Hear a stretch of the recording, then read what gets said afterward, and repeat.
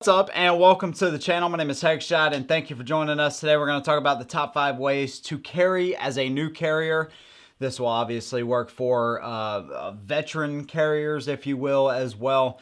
But this is specifically aimed at new carriers coming in that are thinking, all right, there's a ton of options. Which way is best for me? We're just going to tell you over the years how we've carried, the best ways we found, pros and cons of each, and just go ahead and talk about it. Now, that video that you've seen before this one about the USCCA, that's for every gun owner. Make sure that you use the link down below. Go over and check those guys out, and you need to have your self-protection in case you ever have to draw your firearm in self-defense. There's all kinds of training tools that they provide for you, legal and financial protection, starting at like $22 a month.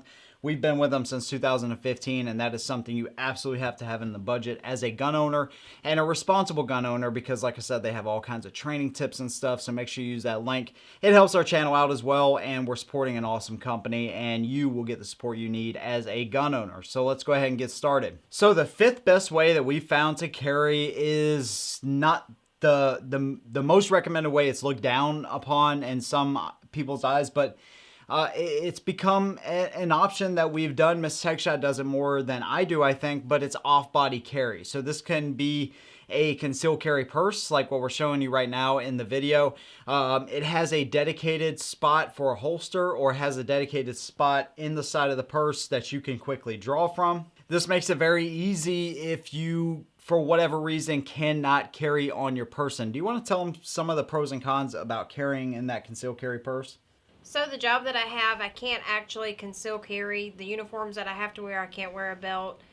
So I have to have my gun in my purse. So of course, it's a delayed defense, if you want to say it that way, because I have to, grab my purse, pull it out of the purse, pull it out of the holster, then try to protect myself. So it's very delayed. But then again, it's a pro to be able to have my gun on me if I need it, in a safe place.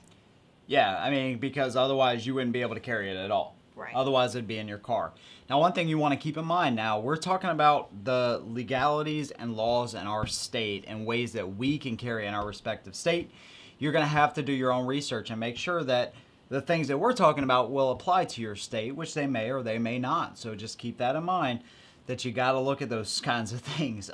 But that's a good point. So that allows you to carry where you otherwise could not. Obviously, another con to that is if, let's say, she's out and about and somebody jacks her purse, well, then at that point, now you're defenseless. Right. So that's another con. But right. Off-body carry comes in many different ways. We're using the purse as one example. Book bags, sometimes I even have to do this, put it in a book bag because I just cannot have my gun. I cannot conceal carry for whatever reason. Off-body as well, saddlebag carry. I put it in my motorcycle bag sometimes as well, just depending on what the situation. Sometimes I can't have it on me at all times. She has to do this more than I do, but it is it's not the most recommended way to carry, but if it allows you to carry in situations where you otherwise couldn't, it might be a good option for you. Yeah, it's better than not. Yeah. So the 4th best way to conceal carry that we found, and this is something I'm actually pretty new to as well, but this is the ankle carry. So this is really dedicated for like backup guns, or if you are carrying a really small gun, again, maybe you don't have a belt on, or you just need to you cannot, you want to have one of the most concealable small firearms on you, and you don't like it around your waistband for whatever reason, or whatever the case may be. Ankle carry is one of those ways that you can do that. And I found that I have a crossbreed ankle holster. We have no affiliation with them whatsoever, but it's a pretty decent holster, I found. It's a little bit bulky, but for what it is, I find that it's pretty good. I've actually seen that the bigger gun that you carry, like a P365 or an XL, it causes your pants to stick out too much. I don't wear baggy pants. I wear regular pants, and it just causes them to stick out the back a little bit too much. So for really small guns, I think this is an option. Have you noticed anything since ankle carrying that you liked or didn't like? Or I did the ankle carry. I liked the fact that I was able to at least carry my gun on me because, of course, where I work, I can't do appendix carry. So I tried it out just to be able to have my gun on me, of course, and I liked it. But again, it's something to get used to. Yeah, depending on what type you have. Again, there's a bunch of ankle holsters that you can check out, but This one actually has a little bit of a support. We're showing you again video. So it has support above the gun. So it keeps it nice and tight and in place. I didn't notice where it slipped a whole lot or anything like that. But that's why I put it one step above the off-body carry, because now at least you have your firearm on you, although it will be a smaller gun most of the time. So ankle holster, that's actually a pretty decent option, I found. The third best way that we found to carry, and Mrs. Headshot doesn't really even mess with this, but this is something that I've done quite a bit, especially when it's colder, is the shoulder holster. And this allows me to carry a pretty decent sized firearm, a couple of extra magazines, and it's not a bad way to carry at all. You think it may be uncomfortable or whatever, but I'm telling you, you put that shoulder holster on, you load the gun up, and it really is not... It's not a bad way to carry. The only thing that I found, and I could even use it with a shirt like this, but the only thing that I found is that particular setup with the thumb brake and everything, you got to practice with all these methods, but with that, it's about getting in there really quick, pulling the gun out, and all of that kind of stuff. So that's something you want to be conscious of. It's just to me, it's one of the slower deliveries. Ankle holster is kind of slow too, I found. But it's a pretty slow delivery. Kind of bouncing off of that as well is there's all kinds of like concealed carry shirts and stuff with built-in holsters and stuff. That's an option Bras. too. The bra carry, you can even do something like that. Now, one thing that's cool about the concealed carry shirts that I found is that they'll look like a button up like this, but they're actually elastic. Or not elastic, they're like Velcro. So it looks like a nice button up, but you can just pull that thing apart real quick and pull the gun out of the dedicated holster, which is normally padded too. So that's an option, just as a little wild card option there if you wanted to go with something like that. So the second best way to carry, we do not live in an open carry state, but I will carry outside the waistband from time to time, especially in the colder months when I have a shirt, even similar to this, where I can put it over that holster. I've never really previewed any outside the waistband holsters on this channel. I've never found one that's really like wowed me or anything, but I will say that it is an option. Like I got this one here. I don't even remember the name of the company. I'm not even kidding, but this is actually a really nice holster. It's got a nice print. I've noticed that it seems like it's pretty decent quality. So yeah, when I outside the waistband carry, I'll use something like that. That's something I actually like to get more into, because this to me is the quickest delivery when it comes to drawing your gun. Again, if you live in an open carry state, that is absolutely the quickest way, because the gun's right there, ready to go, boom. And it's just a very quick delivery. The only thing I don't like about open carry, let's say you live in an open carry state, it kind of makes you a target. So, and this is where some people kind of see that, oh, well, I see a guy with a gun, I'm going to stay away from that. I see it the other way. I see it where if somebody notices that I'm the guy with a gun, I'm going to be the first one they try to take out before they rob that store, liquor store, or grocery store, or whatever the case may be. I kind of feel like I have a target on my back at that point, and I don't really like that.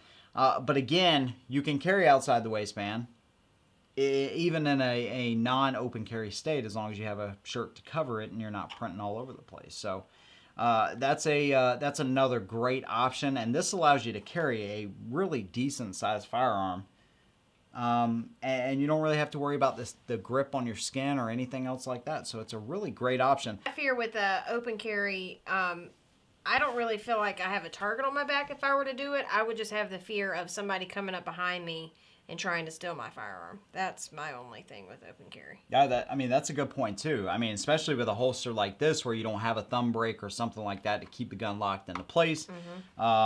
This is a pretty decent Kydex holster, don't get me wrong, and it's got a really solid lockup, but yeah, that's actually a really good point too. Something I hadn't really thought of. I see it more as somebody sees you're the guy with a gun. If they're desperate enough and they want to rob that store, whatever the case may be, they're going to take you out first, and you may, depending on your situation awareness, you may not see that guy. At least with our number one option, which is what I'm going to talk about here in a minute, you don't have that to worry about, and that is inside the waistband, concealed carry. To me, IWB is the way to go, man, because it gives you so many options. You can be very quick with it. Again, practice, practice, practice. You have to do that. Practice safely. Dry fire practice. Draw from a holster. I know a lot of you guys that use public ranges, you can't draw from your holster. You can do it at home. It's free. Make sure you're doing it very safely, obviously, but inside the waistband carry, you have all kinds of different holster options, and it's just the best way to carry, where you have that option of concealment that really, I think, gives you the upper hand, in my opinion. Now, depending on what state you live in, you're going to have to get a permit or whatever the case may be. In our state, we have to have a permit to be able to conceal carry, but whether it's unconstitutional or not, you have to have it, but it's totally worth it. It's something I don't think we would ever go without again. No way. No.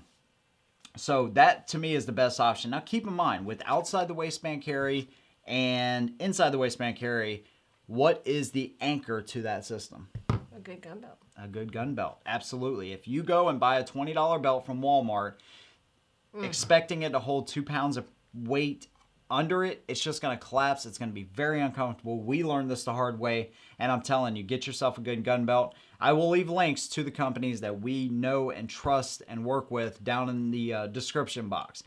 Core Essentials gun belts and Tolster holsters for your inside the waistband holsters. Tolster is very simple. It's very sleek. It's very, very minimal. So it's not going to add a lot of weight or bulk. One thing I really like about it, it's not that extra material on your skin, so it doesn't cause you to sweat. Does it cause you to sweat at all? No. Not at all. Not at all. Now, you carry more in appendix style, where I carry more between like 3 and 4 o'clock position. Right. What would you say the drawbacks of carrying the at an appendix style is inside the waistband? Just like when you go to sit down or you're in and out of the car or something like that, I have to adjust it to how you carry. Just because it's uncomfortable. Yeah, that's the same problem I have. I have an 8-pack. It's under there somewhere. So I can't carry appendix. It just does not work out for me. If you're blessed enough to where you could do that, that's awesome. But appendix is, I don't see anything wrong with that. That's a pretty decent way to carry. But 3 to 4 o'clock position is how I carry my Tolster. And again, you have to have a solid core and a solid foundation for that to sit inside, because you're talking about 2 pounds, a pound and a half, 2 pounds worth of metal, plastic, and everything else. Make sure you get yourself a good gun belt. And we have discount codes and everything else. So I'll leave those in the description for you. I have videos on the subject, so you can go over and check that out too. But yeah, that's our top 5 ways to carry. We've been through this, and we've done it, for 6 years, over 6 years now. And I understand there's a lot that goes into it, and it can be very overwhelming. So that's why hopefully we can help you out and make these decisions a little bit easier, because there is a lot to look at, a lot of holster options. But hopefully that helped you out. Now, there's going to be a lot of people that hopefully comment down below.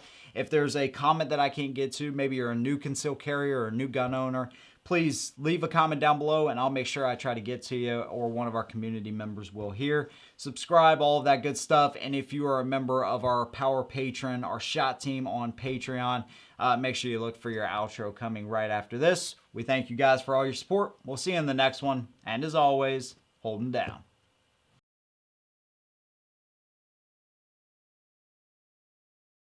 All right, so there's something I had to add to this video too, another carry type, and this is pocket carry.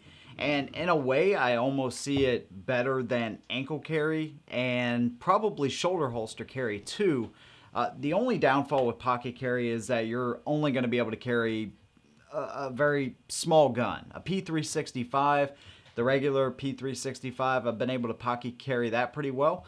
The M&P Shield you can carry, but you're starting to get on the big end of things. So the LCP2, this is a great example of an awesome pocket gun. It actually comes with a pocket holster like this. Obviously, with all of these types of carry ways, you want to use a holster and be safe with it. But it is a very convenient way to carry. But like I said, once you get into the bigger guns, especially when you sit down like what I'm doing now, it becomes very obvious the bigger the gun is. But a lot of them have kind of a squared off shape to them. So you'll notice with this one, not only does this piece right here actually allow you to It basically grabs on the inside of your pants, and this is like has friction pads on it, so it's not going to come out with the gun when you draw. But what you'll notice is that it gives it a very square shape, so it almost looks like a cell phone or something like that. It's pretty cool how most of the holsters are going to work like this. There's Kydex holsters. I think we did a Vetter holster before for the P365. So this is a pretty cool way to carry. The delivery, the draw from your pants is something you're really going to want to practice, because again, you're digging in your pocket trying to get the gun, and you have very limited space inside your pocket. So it's something you want to be mindful of. But I definitely didn't want to leave this off of the list, because this is a very valid way to conceal carry.